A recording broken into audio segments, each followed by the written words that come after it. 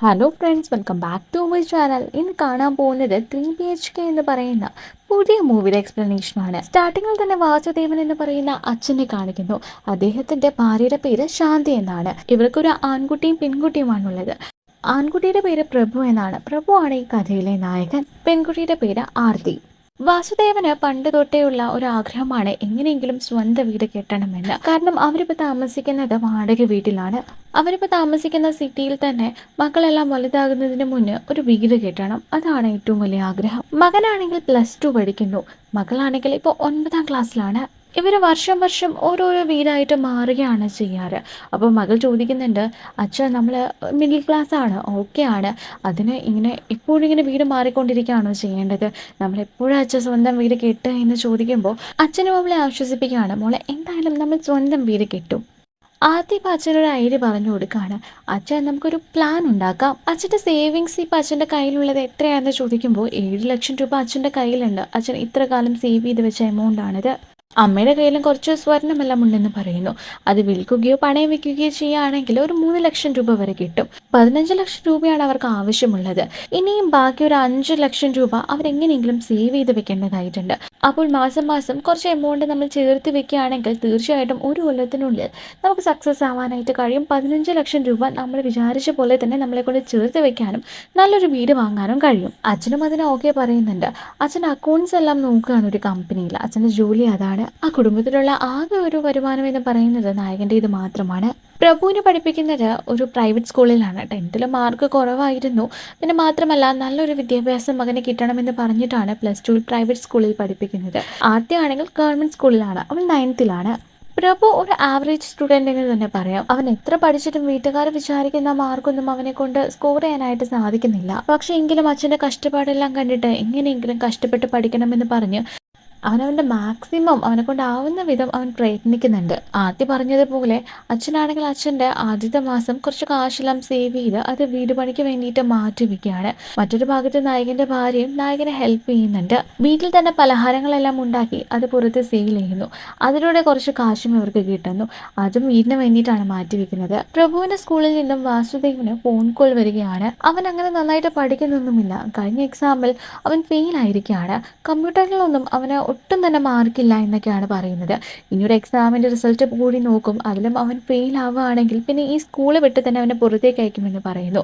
അച്ഛനാണെങ്കിൽ അവനെ വഴക്ക് പറയുന്നുണ്ട്.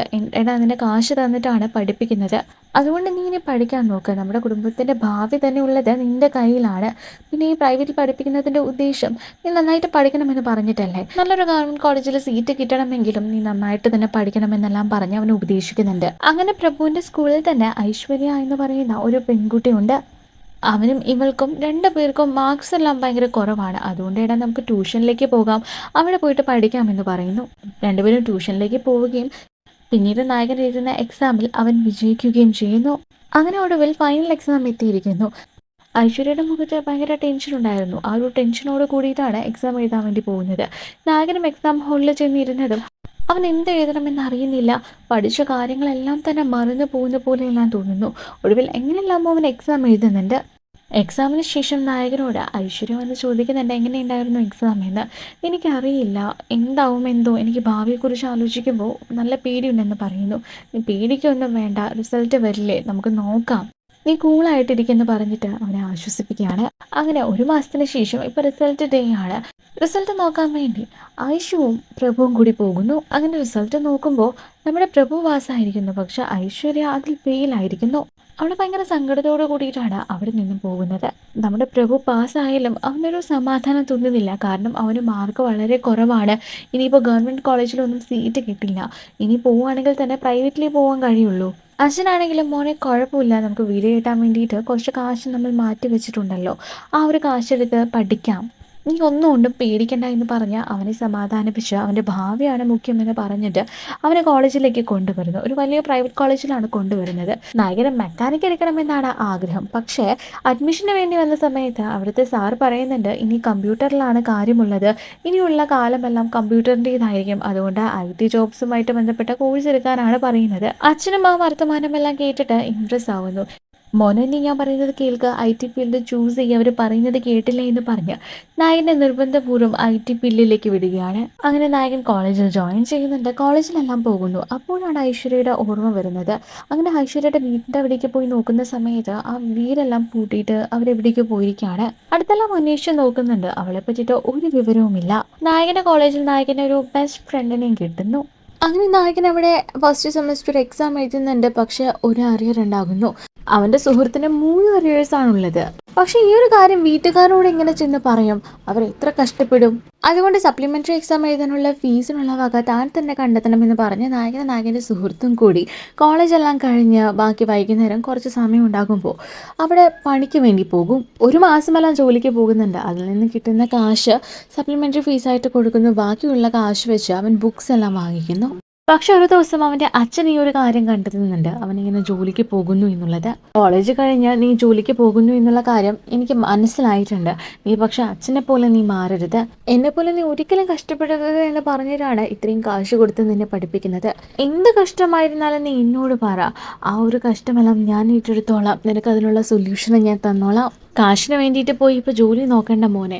നിന്റെ ഫ്യൂച്ചർ നന്നായിരിക്കണമെങ്കിൽ നീ ഇപ്പോൾ അത് നല്ലോണം പഠിക്കണം. എന്നാൽ മാത്രമേ നിന്നെയും ഞങ്ങളെയും എല്ലാം നോക്കാൻ കഴിയുള്ളൂ. പഠിക്കുന്നതിൽ മാത്രം മോനിപ്പോൾ കോൺസെൻട്രേറ്റ് ചെയ്താൽ മതി എന്ന് പറയുന്നു. അങ്ങനെ കോളേജ് കാലഘട്ടം കടന്നു പോവുകയാണ്. ഒരു 2-3 വർഷമൊക്കെ കടന്നു പോകുന്നു. ഇവരും അതിനനുസരിച്ച് ഓരോ വീടായിട്ട് മാറിക്കൊണ്ടിരിക്കുകയാണ്. നായകൻ്റെ കോളേജിൽ ക്യാമ്പസ് ഇൻ്റർവ്യൂ എല്ലാം വരുന്നു. അതെല്ലാം അറ്റൻഡ് ചെയ്യുന്നുണ്ട്. പക്ഷെ അതിലേതിലും തന്നെ നായകന് ജോലി കിട്ടുന്നില്ല. പക്ഷെ വീട്ടുകാരെല്ലാം പ്രതീക്ഷിക്കുന്നത് നായകൻ ജോലിയുമായിട്ടായിരിക്കും വരിക എന്നാണ്. പക്ഷെ വീട്ടിൽ വരുന്ന നായകൻ ഒരുപാട് സങ്കടപ്പെടുന്നുണ്ട്. അച്ഛാ, എനിക്ക് ജോലി വാങ്ങാനായിട്ട് കഴിഞ്ഞില്ല. ഞാൻ ഒന്നിനും കൊള്ളാത്തവനാണ്. ഞാൻ ശരിക്കും അൺഫിറ്റാണെന്ന് പറഞ്ഞിട്ട് ഒത്തിരി ഫീൽ ചെയ്യുന്നു അവൻ. വാസുദേവനാണെങ്കിൽ ടാലിയെല്ലാം പഠിക്കേണ്ട ആവശ്യം ഉണ്ടാകുന്നു. കാരണം വർക്കിൻ്റെ ഭാഗമായിട്ട്. അങ്ങനെ അതെല്ലാം പഠിച്ച് അതിൽ പാസ്സാവുന്നുണ്ട് വാസുദേവ്. പിന്നീട് അങ്ങോട്ട് കമ്പ്യൂട്ടറിലാണ് ജോലിയെല്ലാം വരുന്നത്. അതെല്ലാം നല്ല പോലെ തന്നെ പുള്ളിക്കാരൻ ചെയ്യുന്നുണ്ട്. ഒരു ഭാഗത്തും അങ്ങനെ പഠിപ്പിക്കുന്നുണ്ട്. കുറച്ച് കാശ് കടവും വാങ്ങിക്കുന്നു. അങ്ങനെ അതും വെച്ച് എവിടെയെങ്കിലും വീട് കിട്ടുമോ എന്നെല്ലാം അന്വേഷിക്കുന്നു. അവരുടെ ബഡ്ജറ്റിനെല്ലാം വീട് കിട്ടാൻ അവർ ഒത്തിരി ബുദ്ധിമുട്ടുന്നുണ്ട്. അങ്ങനെ ഇരിക്കുകയാണ് പെട്ടെന്ന് വാസുദേവന് ഹാർട്ട് അറ്റാക്ക് വരുന്നത്. എന്തായാലും സർജറി ചെയ്തേ ആവണം. അവർ ചേർത്ത് വെച്ച കാശെല്ലാം ഈ സർജറിക്ക് വേണ്ടി പോകുന്നു. അതിൽ ഒരുപാട് മനംനൊന്ന് പോവുകയാണ് വാസുദേവന്. അങ്ങനെ പുള്ളിക്കാരനൊന്ന് റിക്കവറായി വന്നതിന് ശേഷം തൻ്റെ അനുജനോട് ചെന്ന് കാശ് കടം ചോദിക്കാൻ വേണ്ടി പോകുന്നു. പക്ഷെ അയാൾ വാസുദേവനെ കുറ്റപ്പെടുത്തുകയാണ് ചെയ്യുന്നത്. നിനക്ക് എന്താണ് ഇപ്പോൾ വീട് കിട്ടണമെന്ന് ഇത്ര നിർബന്ധം? അങ്ങനെ കാശ് വേണമെന്ന് നിർബന്ധമാണെങ്കിൽ മകൻ്റെ അപ്പോയിൻമെൻറ്റ് ലെറ്റർ നീ കൊണ്ടുപോവാ. അപ്പം ഞാൻ നിനക്ക് കാശ് തരാം. അച്ഛനെ ഇത്രത്തോളം അപമാനിച്ചു എന്നുള്ള കാര്യം നായകന് മനസ്സിലാക്കുന്നു. പക്ഷെ അച്ഛനെ ഇനി തളരാൻ വിടാൻ പാടില്ല. നമ്മൾ തന്നെ കഷ്ടപ്പെട്ടൊരു ജോലി നേടിയെടുക്കണമെന്ന് പറഞ്ഞ് കിട്ടുന്ന ഇൻ്റർവ്യൂ എല്ലാം തന്നെ അറ്റൻഡ് ചെയ്യുന്നുണ്ട്. പക്ഷെ അതിലെല്ലാം വീണ്ടും വീണ്ടും തോൽവിയാണ് അവന് നേരിടേണ്ടി വരുന്നത്. അങ്ങനെ ഒരു 5-6 മാസം കടന്നു പോകുന്നു. ഇപ്പോൾ പ്രഭുവിൻ്റെ അനിയത്തിയായ ആർത്തി ആണെങ്കിൽ 10th പ്ലസ് 2 എല്ലാം കഴിഞ്ഞിട്ട് കോളേജ് കാലഘട്ടം എല്ലാം എത്തിയിരിക്കുകയാണ്. നായകൻ്റെ ഒരു സുഹൃത്തുണ്ടായിരുന്നില്ലേ, അവനിപ്പോൾ നായകനെ വിളിക്കുകയാണ്. അവനൊരു IT കമ്പനിയിൽ ജോലി കിട്ടി. അവനവിടെ നന്നായിട്ട് തന്നെ ജോലി ചെയ്ത് മുന്നോട്ട് പോകുന്നു. അപ്പോൾ ആൾ വിളിച്ചിട്ട് നായകനെ കൊണ്ട് പറയുന്നുണ്ട്, എടാ എൻ്റെ കമ്പനിയിൽ ഒരു ഇൻ്റർവ്യൂ ഉണ്ട്, നീ വന്ന് അറ്റൻഡ് ചെയ്യുമെന്ന്. അങ്ങനെ നായകനും ആ ഒരു ഇൻ്റർവ്യൂ അറ്റൻഡ് ചെയ്യാൻ വേണ്ടിയിട്ട് പോകുന്നു. ആ ഇൻ്റർവ്യൂ എല്ലാവരും ചോദിക്കുന്നു, നിങ്ങൾ ഒരുപാട് ഇൻ്റർവ്യൂ എല്ലാം അറ്റൻഡ് ചെയ്തിട്ടുണ്ടല്ലോ, പക്ഷേ ഒന്നിൽ പോലും സെലക്ഷൻ കിട്ടിയില്ല, എന്തുകൊണ്ടാണെന്ന്. പ്രഭു പറയുന്നു, ഞാൻ എൻ്റെ ജീവിതത്തിൽ ഇതുവരെയും ഫെയിലിയർ മാത്രമാണ്, അതിനെ മാത്രമാണ് നേരിട്ടത്. ഇന്നലെ ഞാനൊരു ഗവൺമെൻറ് എക്സാം എഴുതിയിട്ടുണ്ടായിരുന്നു. അതിൽ പോലും എനിക്ക് പരാജയം സംഭവിച്ചു. ആ ഫെയിലിയറിനെല്ലാം ഞാൻ ഒരുപാടധികം പേടിക്കുന്നുണ്ട്. നിങ്ങൾ 2 ദിവസം മുന്നേ എന്നെ ഇൻ്റർവ്യൂവിന് വിളിച്ചിട്ടുണ്ടെങ്കിൽ തീർച്ചയായിട്ടും ഇവിടേക്ക് വരണോ വേണ്ടോ എന്ന് ഞാൻ ആലോചിച്ചിട്ടുണ്ടാകും. പക്ഷേ ഇനി ഏത് ഫെയിലിയർ വന്നാലും അത് നേരിടാൻ ഞാൻ തയ്യാറാണ്. ഇപ്പം നിങ്ങൾ എനിക്ക് ജോലിയില്ല എന്ന് പറഞ്ഞാലും ഇത് ഉപേക്ഷിച്ച് ഞാൻ വേറൊരു ഇൻ്റർവ്യൂ തീർച്ചയായിട്ടും അറ്റൻഡ് ചെയ്യുക തന്നെ ചെയ്യും. എൻ്റെ ശ്രമം തീർച്ചയായിട്ടും ഞാൻ ഉപേക്ഷിക്കില്ല. അങ്ങനെ നായകൻ സംസാരിക്കുന്ന കാര്യമെല്ലാം കേട്ടിട്ട് അവർക്കും നായകനെ ഇഷ്ടമാകുന്നു. അവനെ ജോലിക്ക് എടുക്കുന്നു. അങ്ങനെ വളരെ സന്തോഷത്തോടു കൂടിയിട്ട് അപ്പോയിൻമെന്റ് ഓർഡർ അച്ഛൻ്റെ കയ്യിൽ കൊടുക്കുന്നു അവൻ. അങ്ങനെ നായകൻ ജോലിക്ക് ചേർന്നതിന് ശേഷം ഒരു 2-3 വർഷത്തിന് ശേഷമുള്ള കാര്യമാണ് കാണിക്കുന്നത്. നന്നായിട്ട് നായകൻ പെർഫോമൻസ് ചെയ്യുന്നത് കൊണ്ട് ഹോം ലോണിനുള്ള അപ്രൂവൽ കൊടുക്കുന്നു. അതേപോലെ നമ്മുടെ ആർത്തിയും പഠിച്ച് അവൾക്കും ഹോം ലോണിനുള്ള അപ്രൂവൽ കിട്ടിയിരിക്കുകയാണ്. അവരെല്ലാം കൂടി ചേർന്ന് ഒരു വീടെല്ലാം നോക്കാൻ വേണ്ടി പോകുന്നു. ആ വീട് ഏകദേശം ഉറപ്പിക്കുന്ന പോലെയും ആയിരിക്കുകയാണ്. അപ്പോഴാണ് ഈ ആർത്തിയുടെ ചെറിയച്ഛൻ, അതായത് വാസുദേവിന്റെ അനിയൻ, ആർത്തിക്ക് ഒരു പ്രപ്പോസലുമായിട്ട് മുന്നോട്ട് വരുന്നത്. എനിക്കറിയുന്ന കുടുംബമുണ്ട്, നല്ല കുടുംബമാണ്, നല്ല കാശുകാരാണ്. ആർത്തി എവിടേക്ക് പോയാൽ അവൾക്ക് ഒരു കുറവും ഉണ്ടാവില്ല. അവൾക്ക് നല്ലൊരു ജീവിതമാണ് കിട്ടാൻ പോകുന്നത്. വാസുദേവും അതിന് കൺവിൻസ് ആവുന്നുണ്ട്. ആർത്തിക്കും വയസ്സായിരിക്കാണ്, അവൾക്ക് കറക്റ്റ് സമയത്ത് കല്യാണം കഴിപ്പിക്കാമെന്നെല്ലാം പറഞ്ഞ് അവളെയും പറഞ്ഞ് കൺവിൻസ് ആക്കുന്നു. അങ്ങനെ ചെക്കൻ്റെ വീട്ടുകാർ പെണ്ണ് കാണാൻ വേണ്ടി വരുന്നുണ്ട്. വാസുദേവ് ചോദിക്കുന്നു, ഞങ്ങൾ എന്താണ് പെൺകുട്ടിക്ക് വേണ്ടി ചെയ്യേണ്ടത് എന്ന് ചെക്കൻ വീട്ടുകാരോട്. അവൾക്ക് വേണ്ടി സ്ത്രീധനമൊന്നും തരേണ്ട ആവശ്യമൊന്നുമില്ല, പക്ഷേ ഈ കല്യാണ ചെലവ് മാത്രം നോക്കിയാൽ മതി എന്ന് പറയുന്നു. ഗ്രാൻഡ് ആയിട്ടാണ് ഈ ഒരു കല്യാണം നടത്താൻ പറയുന്നത്. അത് വെച്ച് നോക്കുമ്പോൾ 10-25 ലക്ഷം വരെ ചിലവാകും. അതുകൊണ്ട് തന്നെ അവർ ഹോം ലോൺ എടുത്തിട്ടില്ലേ, ആ ഒരു കാശ് കല്യാണത്തിന് വേണ്ടി ചിലവാക്കാമെന്ന് വിചാരിക്കുന്നു. അങ്ങനെ ഗ്രാൻഡ് ആയിട്ട് തന്നെ ആർത്തിയുടെ വിവാഹം നടക്കുകയാണ്. അവസാനം കല്യാണമെല്ലാം കഴിഞ്ഞ സമയത്ത് 25 ലക്ഷം രൂപ എന്ന ബഡ്ജറ്റ് 35 ലക്ഷമായിട്ട് മാറുകയാണ്. അതിനുശേഷം നമ്മുടെ നായകനും വാസുദേവും ഭയങ്കരമായിട്ട് കഷ്ടപ്പെടുന്നുണ്ട്. ഇങ്ങനെ കഷ്ടപ്പെടുന്നത് എന്തുകൊണ്ടാണ്? സ്വന്തമായിട്ടൊരു വീട് എത്രയും പെട്ടെന്ന് കെട്ടണം. അങ്ങനെ കുറച്ചു കാലം മുന്നോട്ട് പോകുമ്പോൾ ഇപ്പൊ പ്രഭുവിനും ഒരു ആലോചന വരികയാണ്. അച്ഛൻ വഴിയാണ് ഇത് വരുന്നത്. വാസുദേവ് പ്രഭുവിനെ ഇരുത്തി സംസാരിക്കുന്നുണ്ട്. എടാ, പെൺകുട്ടി വലിയ വീട്ടിലെ കുട്ടിയാണ്, പക്ഷെ അവൾക്ക് ഭയങ്കര ദേഷ്യമാണ്. ആ ദേഷ്യമെല്ലാം കൺട്രോൾ ചെയ്യുന്ന തരത്തിൽ ഒരു പയ്യൻ വേണം. അപ്പോൾ എനിക്ക് നിന്റെ കാര്യമാണ് ഓർമ്മ വന്നത്. പ്രഭുവിനാണെങ്കിൽ ആദ്യം ഈ ഒരു പ്രപ്പോസലൊന്നും ഇഷ്ടപ്പെടുന്നില്ല, പക്ഷെ അച്ഛനും അമ്മയും നിർബന്ധിക്കുന്നത് കൊണ്ട് അതിനവൻ തയ്യാറാവുകയാണ്. അങ്ങനെ ഇപ്പോൾ എൻഗേജ്മെന്റ് വരയ്ക്കും കാര്യം എത്തിയിരിക്കുന്നു. അങ്ങനെ അടുത്ത ദിവസം നിശ്ചയദാർത്ഥമാണ്. പക്ഷേ ഇന്നേ ദിവസമാണ് ആ ഒരു പെൺകുട്ടിയും പ്രഭുവും വീട്ടുകാരും എല്ലാം കൂടി ചേർന്ന് ഡ്രസ്സ് എടുക്കാൻ വേണ്ടി പോകുന്നത്. ആ കടയിലെ സെയിൽസ് ഗേളിനെ നോക്കുമ്പോൾ അത് മറ്റാരും ആയിരുന്നില്ല, നായകന്റെ കൂടെ പണ്ട് പഠിച്ച ഐഷു ആയിരുന്നു. ഒരുപാട് വർഷങ്ങൾക്ക് ശേഷമാണ് അവളെ കാണുന്നത്. അതുകൊണ്ട് എന്ത് പറയണമെന്ന് അറിയുന്നില്ല. അവനൊത്തിരി ഇമോഷണൽ ആകുന്നു. അവൾക്കും അങ്ങനെ തന്നെ. രണ്ടുപേരും പരസ്പരം പറഞ്ഞില്ലെങ്കിലും അവർക്ക് രണ്ടുപേർക്കും ഉള്ളിലൊരു സ്നേഹം ഉണ്ടായിരുന്നു. അങ്ങനെ പർച്ചേസിംഗ് എല്ലാം കഴിഞ്ഞതിന് ശേഷം വീട്ടുകാരും അവൻ കല്യാണം കഴിക്കാൻ പോകുന്ന ആ ഒരു പെൺകുട്ടിയും എല്ലാം തിരിച്ചു പോകുന്നുണ്ട്. പക്ഷെ വൈകുന്നേരം നായകൻ അവൾക്ക് വേണ്ടിയിട്ട് വെയിറ്റ് ചെയ്യുന്നു. അവളെ കൊണ്ട് സംസാരിക്കുന്നു. അങ്ങനെ സംസാരിക്കുമ്പോഴാണ് അന്ന് ആ വീട് വിട്ട് പോകാനുള്ള കാരണം അവൾ പറയുന്നത്. എൻ്റെ അച്ഛനാണെങ്കിൽ ഇന്ന് കുടിച്ചിട്ട് വന്നിട്ട് അമ്മയുമായിട്ട് നല്ല വഴക്കുണ്ടാക്കും. ഒരു ദിവസം അച്ഛൻ അമ്മയെ അടിച്ചിട്ട് അമ്മ ഹോസ്പിറ്റലൈസ്ഡ് ആയിരുന്നു. അന്ന് നമ്മുടെ എക്സാം എല്ലാം നടന്നില്ലേ, അപ്പോഴെല്ലാം ഞാൻ ആശുപത്രിയിൽ നിന്നുമാണ് ഈ ഒരു പരീക്ഷ എഴുതാൻ വേണ്ടിയിട്ട് സ്കൂളിലേക്ക് വന്നത്. നല്ലോണം എക്സാം എഴുതാനും അത്രയ്ക്ക് സാധിച്ചില്ല. അതുകൊണ്ട് തന്നെ ആവണം അവൾ ഫെയിലായി പോയത്. പിന്നീട് അമ്മയുടെ നാട്ടിലേക്ക് പോയി. പിന്നെ ലൈഫെല്ലാം ഇങ്ങനെയായി എന്ന് കൂടെ പറയുന്നു. പക്ഷെ അവനിതെല്ലാം കേട്ടിട്ട് ഒത്തിരി ഇമോഷണൽ ആയിട്ട് അന്ന് എന്താണ് എന്നെക്കൊണ്ട് ഈ ഒരു കാര്യത്തെ പറ്റിയിട്ടൊന്നും പറയാത്തേ എന്ന് ചോദിക്കുകയാണ്. ഞാൻ നിന്റെ കൂടെ സ്പെൻഡ് ചെയ്യുന്ന ആ ഒരു ടൈമിൽ മാത്രമാണ് ഒത്തിരി ഹാപ്പി ആയിട്ടിരിക്കുന്നത്. അതുകൊണ്ടാണ് ഞാൻ നിന്നെ കൊണ്ട് ഒന്നും പറയാത്തത്. നായകനാണെങ്കിലും ഇപ്പോൾ കല്യാണം കഴിക്കാൻ പോകുന്ന പെൺകുട്ടിയോട് അത്ര താല്പര്യമൊന്നുമില്ല. ഐശ്വര്യനും അവനും രണ്ടുപേർക്കും പരസ്പരം ഇഷ്ടമായത് കൊണ്ട് തന്നെ ഇവർ കല്യാണം കഴിക്കാനുള്ള തീരുമാനമെടുക്കുവാണ്. പക്ഷേ ഈ ഒരു കാര്യം വീട്ടിൽ അവതരിപ്പിക്കുമ്പോൾ അച്ഛൻ ഇതിനെ എതിർക്കുന്നു. അച്ഛൻ കൊണ്ടുവന്ന പ്രപ്പോസലാണല്ലോ മറ്റേ പെൺകുട്ടിയുടേത്, ആ പണക്കാരി പെൺകുട്ടിയുടേത്. നാളെയാണ് ആ പെൺകുട്ടിയുമായിട്ടുള്ള എൻഗേജ്മെന്റ്. പക്ഷെ ഇന്ന് നീ കല്യാണം വേണ്ട എന്ന് പറയുന്നു. വേറെ ഏതോ പെൺകുട്ടിയെ കല്യാണം കഴിക്കാൻ പോകുന്നു എന്ന് പറയുന്നു. അച്ഛന് ഐശ്വര്യമായിട്ടുള്ള അവന്റെ കല്യാണത്തിന് എതിർപ്പുണ്ടായിരുന്നു. പക്ഷെ നമ്മുടെ നായകനാണെങ്കിൽ അവൻ സ്ട്രോങ് ആയിട്ടുള്ള ഡിസിഷനാണ് എടുത്തിരിക്കുന്നത്. ഇതുവരേക്കും അച്ഛനോട് എതിർത്തിട്ട് ഒന്നും തന്നെ ചെയ്തിട്ടില്ല. അച്ഛൻ്റെ ഇഷ്ടത്തിനാണ് എല്ലാ കാര്യങ്ങളും ചെയ്തത്.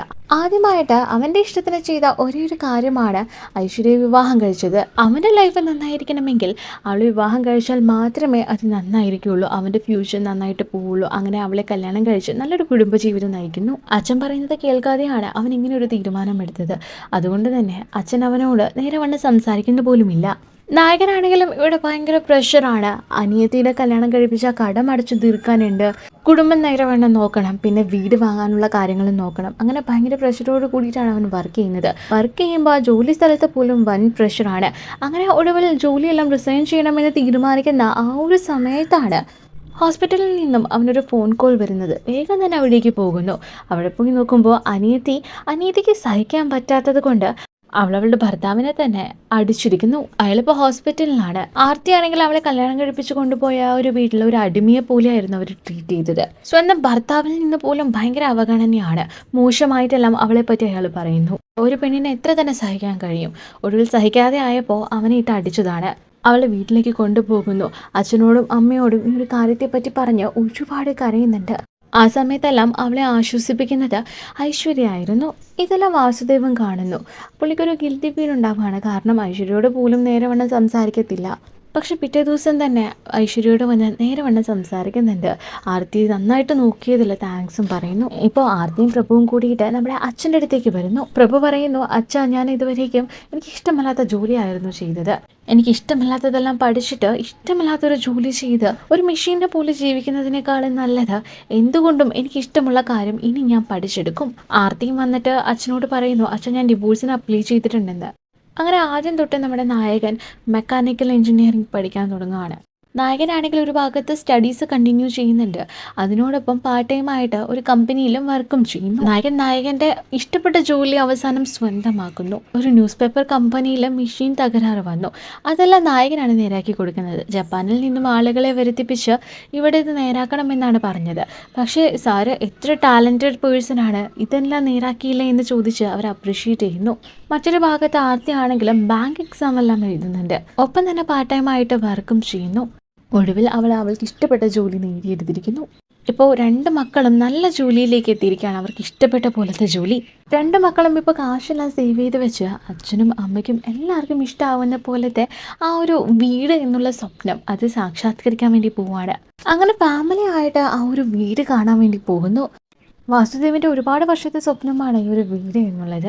വീട്ടുകാർക്ക് എല്ലാവർക്കും തന്നെ ഒരുപാട് സന്തോഷമാവുന്നുണ്ട്. ഇത്ര കാലം വാടക വീട്ടിലിരുന്ന വാസുദേവിനെ കൊണ്ട് ഈ നിറവേറ്റാൻ കഴിയാത്ത ഈ ഒരു സ്വപ്നം അത് 2 മക്കളും ചേർന്ന് നിറവേറ്റിയിരിക്കുകയാണ്. അവസാനം ആ വീട്ടുകാർ ആഗ്രഹിച്ച പോലെ തന്നെ ഒരു വീട് അവർക്ക് സ്വന്തമാക്കാനായിട്ട് കഴിഞ്ഞിരിക്കുന്നു. ഇത് കാണിച്ചുകൊണ്ടാണ് ഈ ഒരു മൂവി അവസാനിക്കുന്നത്. ഈ മൂവി നിങ്ങൾക്ക് എല്ലാവർക്കും ഇഷ്ടമായ ലൈക്ക് ചെയ്യൂ, കമന്റ് ചെയ്യൂ, സബ്സ്ക്രൈബ് ചെയ്യൂ. ഈ മൂവി കാണാത്തവരുണ്ടെങ്കിൽ തീർച്ചയായിട്ടും ഈ ഒരു മൂവി കാണാൻ നല്ലൊരു മൂവിയാണ്, അടിപൊളി മൂവിയാണ്. അപ്പോൾ അത്രയേ ഉള്ളൂ. Thank you for watching. Bye friends.